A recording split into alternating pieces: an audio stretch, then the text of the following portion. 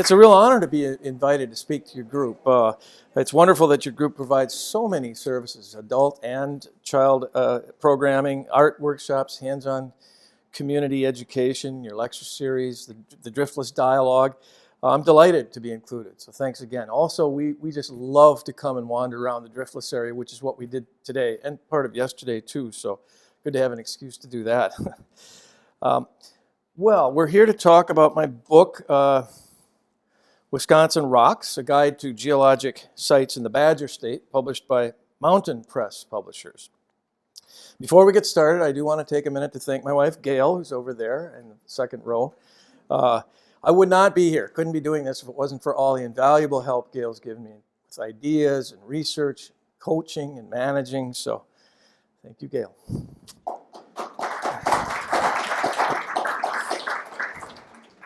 Well, now I'll talk a little bit about, about my book, and we'll follow that with some time for questions. I can still sign a few copies of the book if you like. When it comes to visiting beautiful natural settings such as the Kickapoo Valley, what drives me is the desire to understand them, to understand how they came to be as beautiful as they are. I grew up in northwestern Wisconsin and was lucky to have parents who got me into the woods very often to explore. Now, I remember one trip in particular when I was pretty young, pretty small. We hiked on a trail into the woods south of Ashland, and soon started hearing the sound of rushing water. As we hiked along, that sound grew louder, and we rounded one bend in the trail, and there was beautiful little Morgan Falls. This is the first waterfall I ever saw, and it was experiences like this that sparked my desire to know the stories of such places. And Gail and I have carried on the tradition, taking our kids, Will and Katie, to explore the places we enjoy.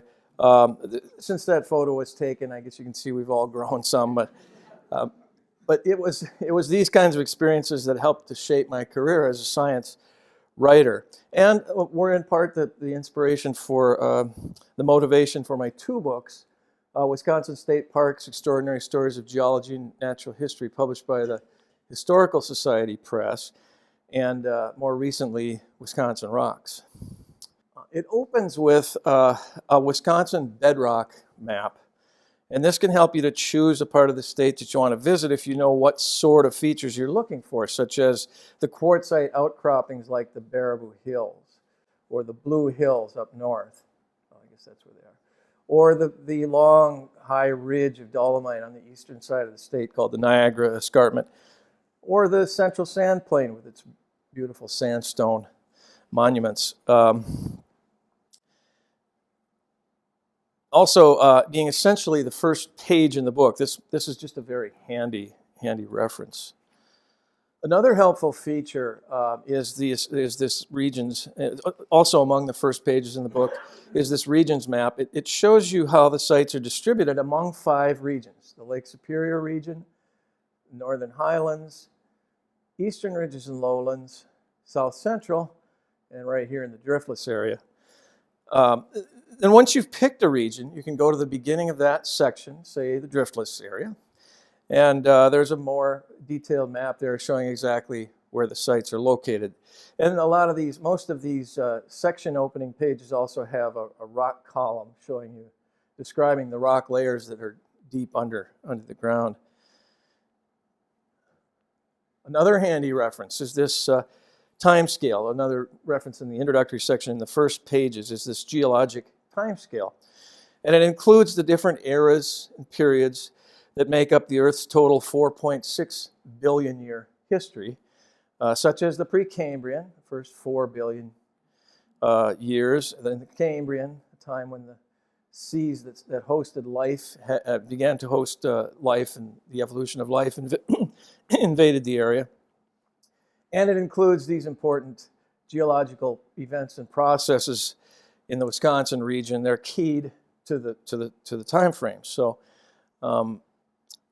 following this page is an introductory section which gives an overview of the Wisconsin landscapes and geologic history and more detail on those key events and processes in the right-hand column there. For example, this section briefly covers the continental collisions that formed ancient North America and built mountains in what would become Wisconsin and its neighboring states. Several times, ancient mountain ranges were heaved up during these continental collisions, as depicted here in this diagram near the beginning of the book. The introductory section also covers the mid-continent rift. And this was about 1.1 billion years ago when a great plume of magma rose from deep in the mantle toward the crust and pried open the long arc in the crust. It threatened to split the ancient continent in two. And the rift arced through the Lake Superior Basin and much of northwestern Wisconsin, and it led to the formation of the Lake Superior Basin.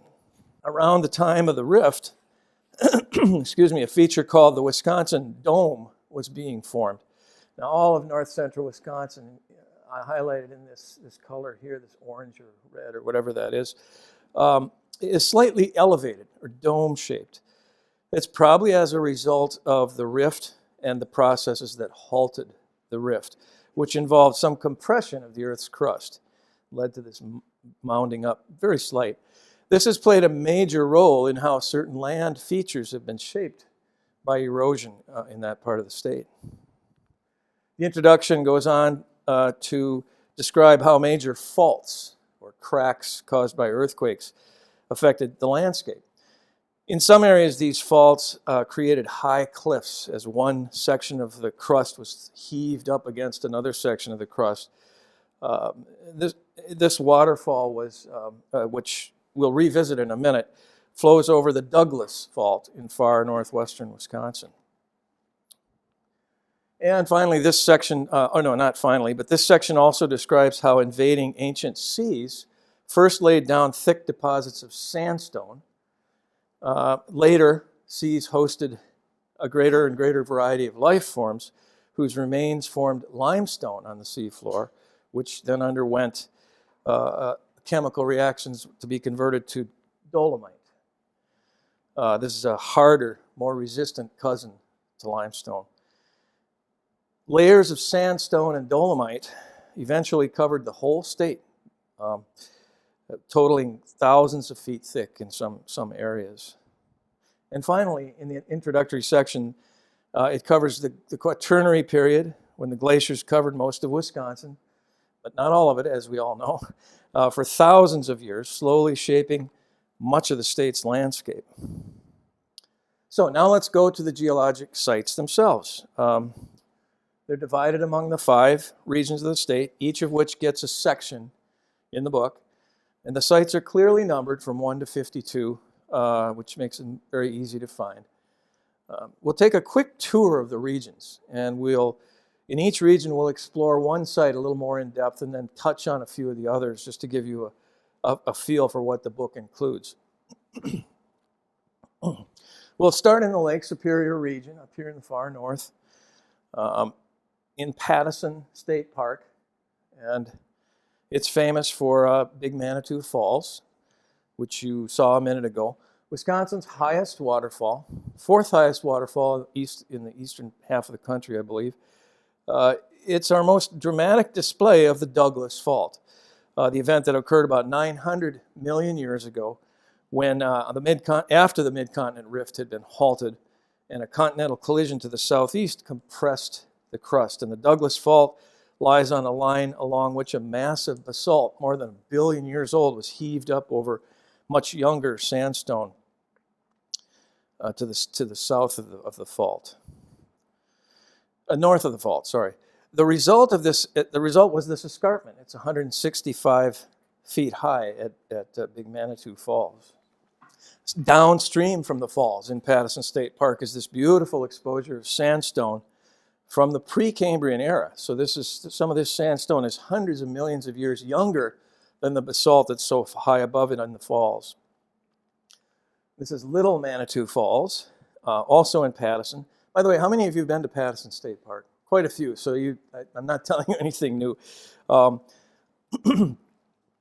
During and after the retreat of the glacier, the ancient Black River, which forms these falls, was a roaring meltwater stream several times during the 2.5 million year ice age. And as these falls formed, they formed waterfalls over weaker rock and cut notches back into the escarpment as the time went by. In this section of the book, I also cover Amnicon Falls State Park, not far from Patterson, another manifestation of the Douglas Fault. This photo of Big Falls in Amnicon Falls State Park shows how that falls is cutting a notch back into the escarpment caused by the Douglas Fault. And this section of the book also includes the Apostle Islands with their distinctive ancient red sandstones, and at Copper Falls State Park, where rivers have been carving up a complex fault zone for 200 million years. I also covered Morgan Falls, which was the second slide you saw tonight in this section of the book. So let's move down to the Northern Highlands, the next section in the book. And here we'll take a look at site number 12, the Rock Elm Disturbance, located about halfway between Eau Claire and the Minnesota border. Again, I'd like to ask, how many of you know about the Rock Elm Disturbance? Oh, quite a few. Yeah, it's a relatively unknown feature in our state. And for those who you don't know what it is, what does the large circle with the small circle inside remind you of? You're right. It's a giant ancient donut. If you're thinking meteor strike, that's what it is. It's a meteor crater. This is where geologists think that a large meteorite struck the Earth 470 million years ago. This diagram shows three important parts of the feature: the rim, or the outer perimeter. It's about 4 miles in diameter. This inner area called the basin fill, and then this central area called the central uplift. It's all referred to as the Rock Elm Disturbance, named for the little town of Rock Elm in the northern part of the area there. Now this photo shows normal bedrock in this part of the state. Flat-lying dolomite over older sandstone, much older sandstone. However, along the outer perimeter of the Rock Elm Disturbance, the dolomite bedrock is folded and fractured with chunks of it tilted, some of them almost to vertical, in the fault zone of the rim. And here's some examples of folded, fractured, tilted dolomite at a little creek in Nugget Lake County Park. It's called Blue Rock. Inside the perimeter is more evidence, roughly concentric zone of rock types not found anywhere else in this part of the state. This is shale here in an old quarry, an abandoned quarry north of the county park. This area, called the basin fill, contains a 90-foot thick layer of this shale overlain by a certain type of sandstone. And both of these rock types are estimated to be millions of years younger than the bedrock surrounding them. So this means that something strange happened to place these rock types here. At the center of the circular area is the oval-shaped range of hills up to a mile and a half across and reaching 200 feet above the surrounding land. They're made largely of Cambrian sandstone, at least 500 million years old, all tilted crazily outward from the center of the uplift. And these tilted slabs are thought to have come up from 800 feet below the surface, where this type of stone normally lies in flat layers. And I don't have a photo. It's on private land, so you can't just wander on there. However, geologists have explored it. And one of the things that they also found there was a very dense mineral rhyodite, which is found primarily only at meteor impact sites. So there are other theories about what made this strange area up here, but the meteor strike is really the accepted theory now. A passage from my book describes what geologists think might have been the event that led to all of this evidence.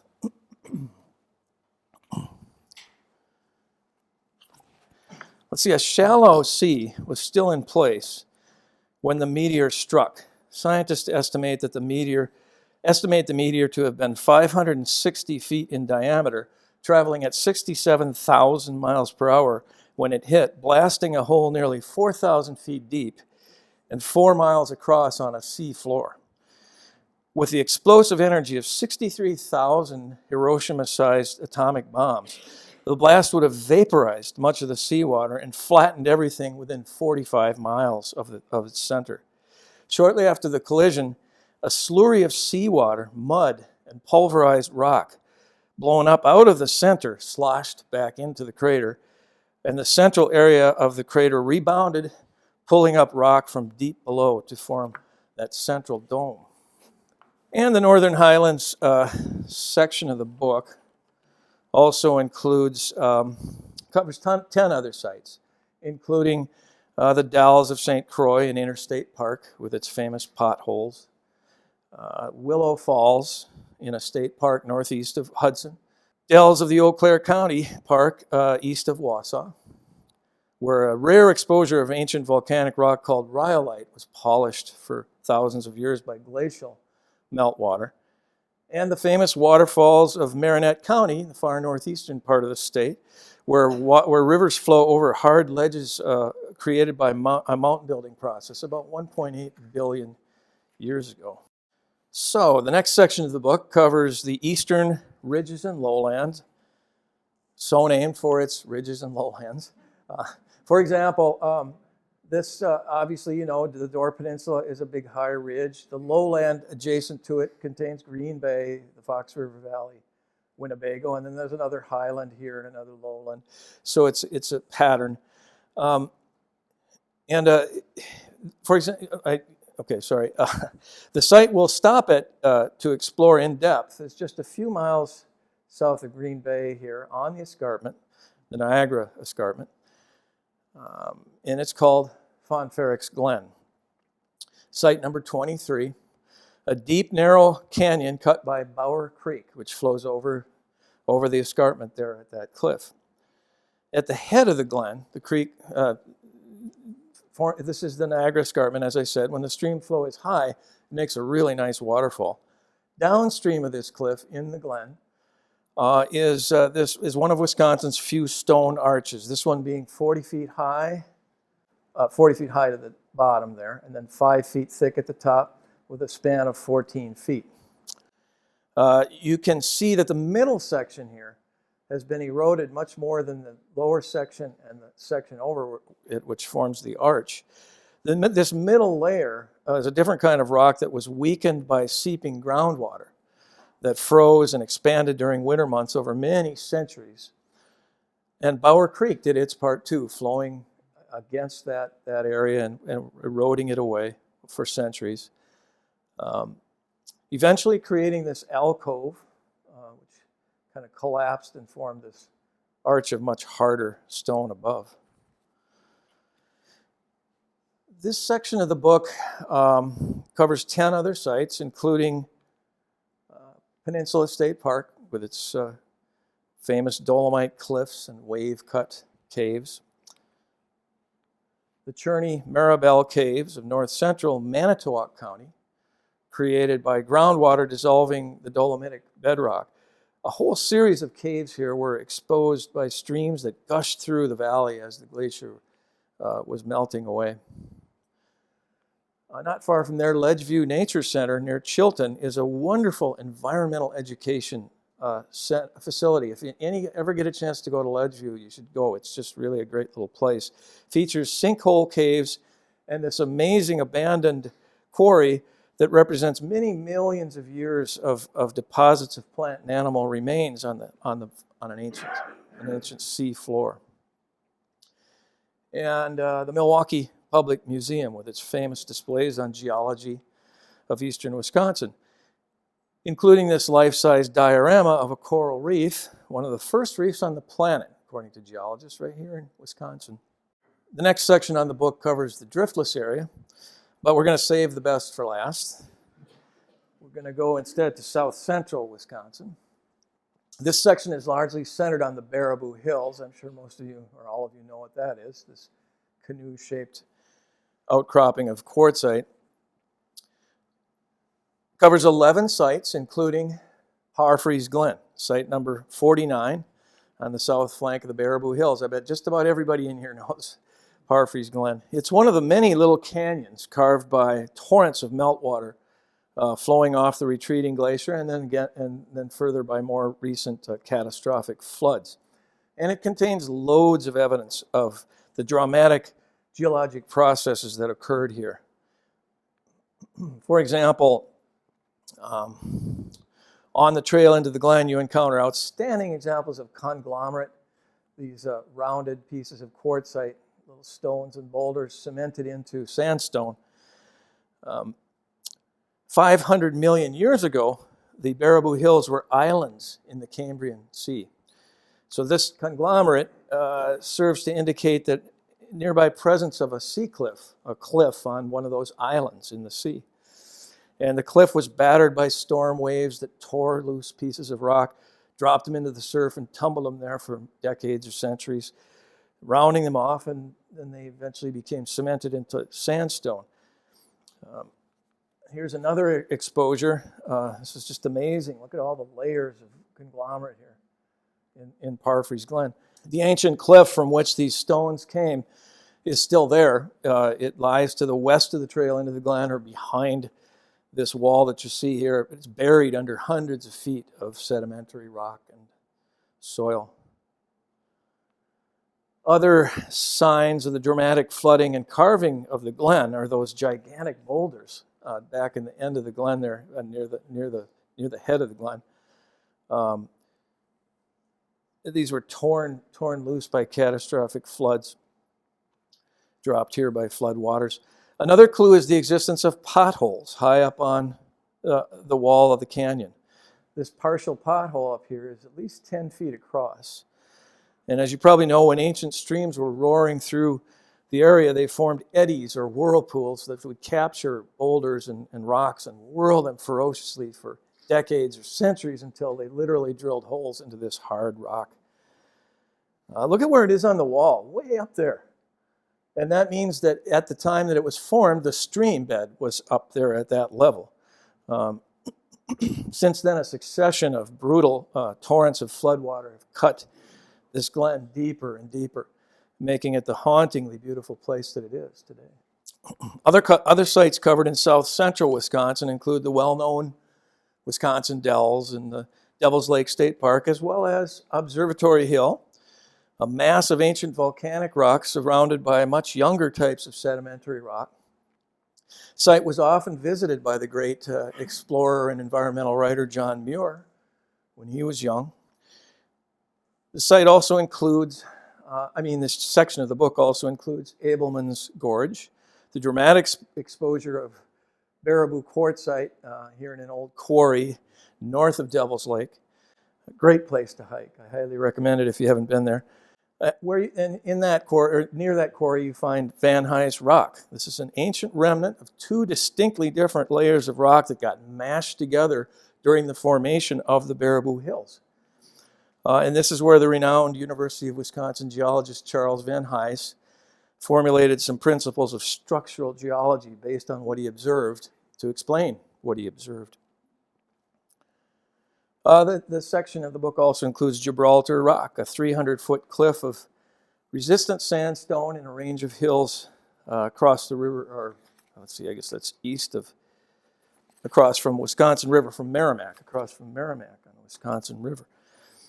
And the UW Geology Museum, where you can find gorgeous displays of fossils, meteorites, minerals, and the ever-popular Boaz mastodon, found by two young boys, as you may know, on their farm, back in 1897. It's near Boaz. I'm sure all you know where that is. So let's complete our tour of the 5 regions right here in the ever-intriguing driftless area. We'll finish up here in the Kickapoo Valley, but to begin, let's go north a bit to the area of Mill Bluff in the central sand plain. Much of this area is also driftless, that is never covered by glacial ice, although it was certainly affected by the glaciers. This photo is taken from up in Mill Bluff State Park, where a number of sandstone mounds and buttes and spires have been preserved. They were islands in the vast glacial Lake Wisconsin, which covered the central plain during parts of the Wisconsin glaciation, the most recent glaciation, between 19,000 and 14,000 years ago. This map shows the Great Glacial Lake Wisconsin and associated lesser glacial lakes, shown in shades of green here. The Green Bay Lobe of the glacier, the Green Bay Lobe, advanced westward from the west toward the end of the Baraboo Hills. Here's the outline of the current Baraboo Hills. And this is where the Wisconsin River was flowing back then as well as it is now. And the ice climbed up into those hills, as you probably know, got this far before it stopped. But it dammed up the Wisconsin River, and it backed up into this area of the central sand plain. It created the Great Lake. It was about as big as Great Salt Lake, I understand. At that time, this was hilly, like today's driftless area, and it was laced with rivers that were steadily eroding the sandstone that made up those hills.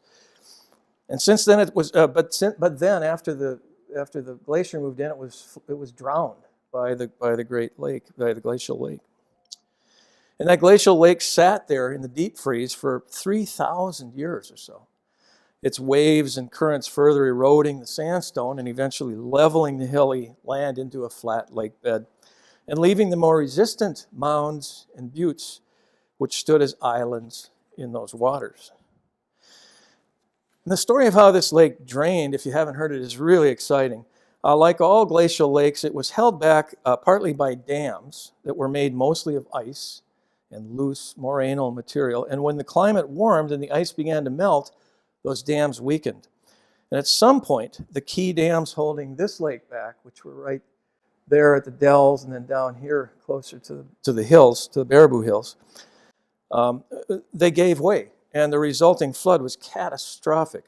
A huge torrent of ice water quickly stripped away the lake bottom and glacial sediments and began carving up the underlying sandstone, creating today's famous Wisconsin dells. Geologists estimate that within a few days or weeks, the main body of the glacial Lake Wisconsin and all the nearby lesser glacial lakes had drained away. And here's a reading from my state parks book, which describes the aftermath of that flood.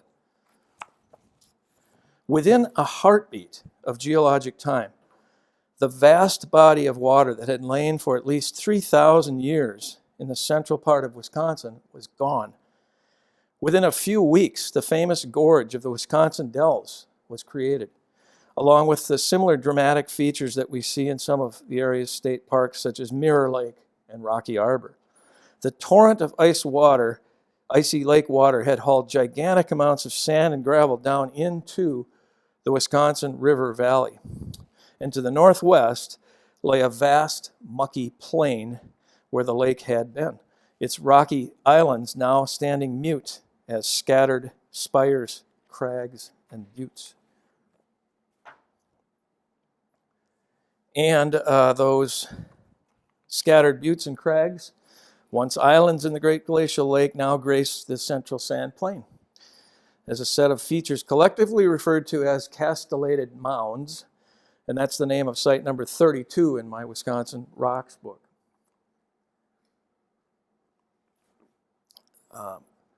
And they include these mounds at Mill Bluff State Park, along with Castle Rock near Camp Douglas, accessible by a wayside there. I'm sure just about all of you have probably driven by Castle Rock.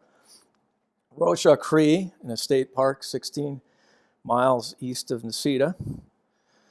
And it has gorgeous sandstone features like this one, stained red by iron oxide. And Shiprock at a wayside on Highway 21, 10 miles east of Rocha Cree. These and several more such features are made of ancient Cambrian sandstone, sculpted by wind, flowing water, and waves and currents of a lake over many thousands of years. Of course, this section of my book covers several sites in the region most people think of when you mention the driftless area, namely the hilly area south of the Central Plain. And they include Rock Bridge, which is not far from here, a beautiful sandstone ridge at Pierre County Park over in Richland County. The Vernon County Pillars, naturally sculpted features of hardened sandstone over near Viroqua. Now this one's called Monument Rock. You've probably seen it, and that's my daughter Katie checking it out there. Cave of the Mounds, southeast of Madison, with its bizarre and colorful dripstone features. And 5 state parks, including Governor Dodge State Park, where this photo was taken. And that's my son Will in that photo there. It's a family business, as you can see. Tower Hill State Park, overlooking the lower Wisconsin. Wyalusing State Park at the confluence of the Wisconsin and Mississippi rivers. Perot State Park, further up the river, up the Mississippi River, north of La Crosse. And last but certainly not least, Wildcat Mountain State Park lies at the heart of the driftless area, and a river called the Kickapoo runs through it. Reading from my Wisconsin Rocks book sets the stage for the story of the Kickapoo Valley. And I think I'm not telling anybody in this room anything new, but Kickapoo is Algonquin for he moves about, standing now here, now there. The Kickapoo River meanders so much that it travels 125 miles through a drainage basin that is half as long. Feeding this river are dozens of small tributaries with steep valleys. The resulting landscape pattern is called dendritic, which means branching like a tree. The deep stream valleys that form the tree branches are called coulees, from the French word couler, which means to flow. The Kickapoo River Valley is classic coulee country. And in Wildcat Mountain State Park, we can travel back and forth in time by hiking around. Let's begin one hike on the valley floor, starting from the canoe landing in the lower picnic area in the southwest corner of Wildcat Mountain State Park. At the trailhead for the Hemlock Trail, my favorite trail there. And there at the river level, we are among Precambrian rocks. They're made of grains of sand carried by rivers to an ocean shore, probably well over 550 million years ago. And as that seashore advanced across the land, it slowly deposited layers of this sand that later became layers of sedimentary rock. The Hemlock Trail winds its way up a bluff called Mount Pisgah as it veers in and out of the little tributary coulees that feed the Kickapoo, passing through rare stands of old-growth pine and hemlock. And as we climb to the ridgetop on the trail, we move forward in time and see younger forms of sandstone deposited by seas that invaded during the Cambrian, sometime around or after 500 million years ago. And this sandstone is now displayed in exquisite outcroppings on that Hemlock Trail, intricately carved by flowing water and wind over those millions of years. And as we keep climbing, we continue to advance through time. And when we get to the top of Mount Pisgah, we can see much of Wildcat Mountain State Park and of the Kickapoo River Valley. Here we are standing on Dolomite, deposited at the bottom of another ancient sea that covered the area until about 444 million years ago, when it withdrew. So from the river level to the high point, we have crossed through at least 106 million years of time. When the last of the ancient seas had departed by about 200 million years ago, Dolomite covered all of Wisconsin in layers up to 600 feet thick. And over the next 400 million years or so, flowing water and wind, with the help of winter frost action, carved an arterial pattern of streams and rivers. And before the glacier arrived, much of the upper Midwest looked a lot like the driftless area today, as you see in this image. With the coming of the glaciers, most of this ridge and valley pattern was obliterated by the masses of ice and by their roaring meltwaters over a period of 2.5 million years. And this is a diagram of the most recent glacier, the Wisconsin Glaciation. But there are several that advanced from the north throughout the Ice Age. Some geologists think 15 major ice sheets came down during that 2.5 million years. But the glacial ice was always channeled by lowlands or blocked by highlands and channeled by other lowlands to the north and the east of the driftless area, and kept avoiding it time and time again. And thus the driftless area is now left as a unique museum piece, if you will, a preserved sample of what the land looked like before the glaciers arrived from the north. The Kickapoo Valley is a well-preserved showcase of driftless topography. That's just part of what makes it such a treasure. And I'll leave you with one more reading, this one from my state parks book again, which also covers Wildcat Mountain State Park. The placid nature of the Kickapoo River belies the fact that it represents an enormous demolition project, the dismantling and hauling away of vast volumes of dolomite and sandstone that once made up the mantle covering this part of Wisconsin. As you stand near the Kickapoo, or if you take it to it in a canoe, as many do, look up at the bluffs on either side of the valley and realize that all the land in the area was once at that level and higher.